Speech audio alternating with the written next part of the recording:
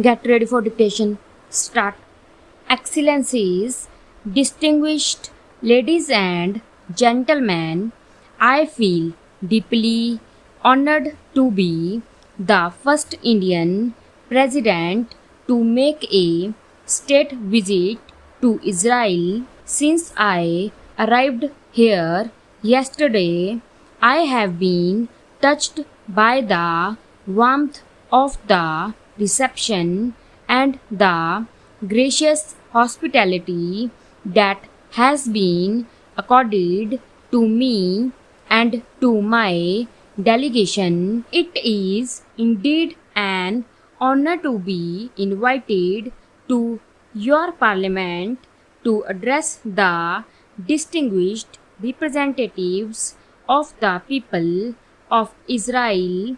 I bring to you the warm greetings and goodwill of the people of India, having participated intensely in the deliberations of the Indian Parliament since I was first elected to the upper house in 1969. I feel very much at home when I visit other great parliaments of the world, and this is one such occasion. The parliament, with its unique structure and responsibilities of making the basic laws that substitute a written constitution, has proved the power of parliamentary discussion and debate. Having been a parliamentarian and public servant for over 50 years, I am today more convinced than ever that a thorough deliberation with due consideration of all shades of opinion is the key to good policy making. I am accompanied today by the Honorable Union Minister of Social Justice and Empowerment and a delegation of members of the lower house of the Indian Parliament. They represent different political parties and constituencies across the length and breadth of India. In fact, the Indian Parliament is a drop of the Indian subcontinent, and it symbolizes in every sense the unity, strength and diversity of the Indian people. As you are doubtless aware, the general elections which took place in India last year was the largest democratic exercise of the right to vote in living history. The turnout was unprecedented and the outcome historic. For the first time in 30 years, the Indian electorate had voted for a majority government. I am happy to say that as President of India voted to office at the time of the previous government, I had the satisfaction of presiding over a very smooth transition from one democratically elected government to another. Like your parliament, the Indian Parliament has all the important functions of a legislative branch that checks the executive branch of the Indian government, questions its actions and thoroughly examines its policies. It makes laws and has wide financial powers.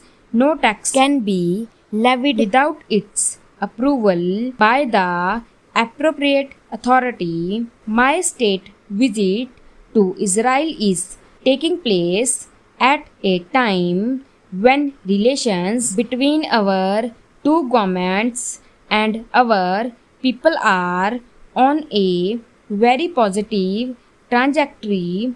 India and Israel as fellow democracies share many commonalities. The linkages between our peoples date back to ancient times. The first group of persecuted Jews who came to India landed on her western coast more than 2000 years ago. Throughout their long history, the Jewish communities in India have maintained, developed, and enriched their traditions with many Indian additions to their unique heritage. The Jewish people have been and will always be an integral part of India's composite society. Both India and Israel made parallel struggles against British rule. Our leaders adopted different methods but were inspired by the same human values and ideals. I was pleasantly surprised to learn that Mahatma Gandhi is the only world leader whose photograph had been kept by former Prime Minister David Ben-Gurion in his own home. In the period after independence, our countries traveled different paths. The Indian people have nonetheless always appreciated Israeli innovations in the field of agriculture and the remarkable achievements of your scientists and engineers. We admire the will and resolve with which the Jewish people have risen from the depths of unspeakable suffering and deprivation with a strong spirit and built their nation to make it what it is today, a thriving, progressive, and prosperous society that leads the world in so many fields. Whenever the Nobel Prizes are announced, we often see names of scientists who have studied in one of your universities here. As friends of Israel, we rejoice in your success.